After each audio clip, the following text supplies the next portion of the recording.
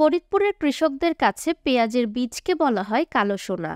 যখন পেঁয়াজের সাদা ফুল শুকিয়ে আসে তখন এর ভেতর থেকে বেরিয়ে আসে মূল্যবান এই কালো রঙের বীজ।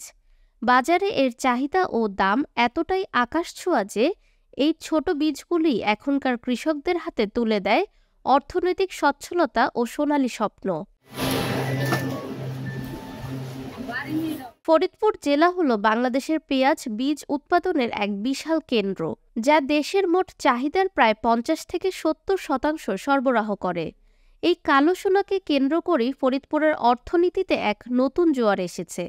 আর এই মূল্যবান কালো সোনা উৎপাদন করেই এক অসাধারণ সাফল্যের গল্প লিখেছেন শাহিদা বেগম।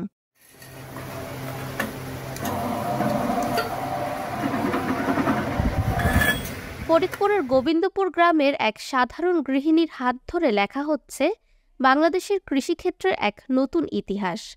তার নাম শাহিদা বেগম। তিনি কেবল পেঁয়াজ বীজ উৎপাদনকারী নন, তিনি যেন এই মাটির বুকে লুকিয়ে থাকা স্বপ্নের এক জাদুকর। তাকে বলা হয় পেঁয়াজ সাম্রাজ্যের সূচনা পর্বের পথিকৃৎ।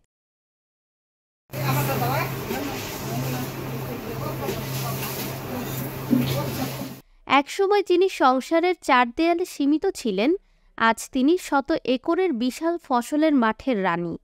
নিজের পরিধি অল্প অল্প করে বাড়িয়ে শাহিদা এখন দেশের পেঁয়াজ বীজের চাহিদার এক বিরাট অংশ যোগান দেন। তার এই উদ্যোগ শুধু বীজ উৎপাদন নয়, এটি দেশের কৃষি অর্থনীতিতে এক নীরব বিপ্লব। আমি ২০০৪ সালে পেঁয়াজের বীজটা শুরু করি ২ পাখি জমি দিয়ে। ওই বছর আমি প্রায় ২ মণ বীজ পাই। বীজটা আমি বিক্রি করি ৮০,০০০ টাকা। ৮০,০০০ বিক্রি তখন আমার কাছে বিশাল একটা অঙ্কের টাকা ছিল, যা আমি কখনো চিন্তা করিনি।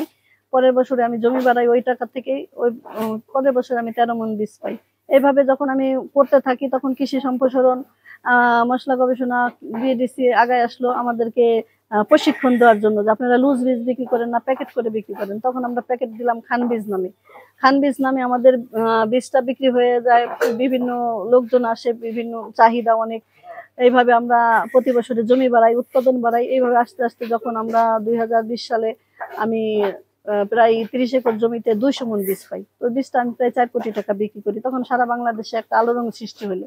তারপরে আমাদের এই খান বীজ থেকে আমরা আস্তে আস্তে যখনই উৎপাদন বাড়াই, জমি মানে ব্যবসার দিকে যাই, তখন আমি এই কয়েক বছর যাবত আমি আমার একটা কোম্পানি হয়েছে, কোম্পানির নাম কানশিট এগ্রো লিমিটেড। তো সেই হিসাবে আমাদের এখানে শতাধিক নারী পুরুষ কাজ করেন এবং আমি একটা কর্মসংস্থান করতে পারছি।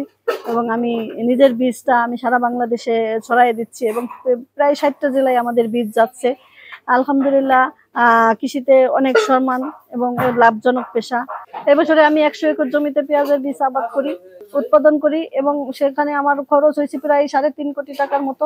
তো এই বছরে যদি আমরা বীজের দাম পাই, আলহামদুলিল্লাহ এই বছরও আমি লাভ করতে পারবো। তার এই কঠোর পরিশ্রম ও সাফল্য বৃথা যায়নি। শাহিদা বেগম তার কাজের স্বীকৃতি স্বরূপ একাধিক পুরস্কারে ভূষিত হয়েছেন। তিনি বাংলাদেশ কৃষি উন্নয়ন কর্পোরেশনের তালিকাভুক্ত পেঁয়াজ বীজ উৎপাদনকারী কৃষকদের মধ্যে শীর্ষস্থানীয়।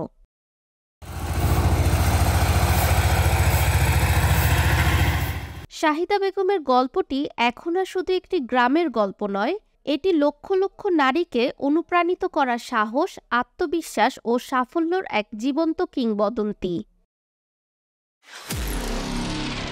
নিরপেক্ষ, সত্য প্রকাশে আপোষহীন।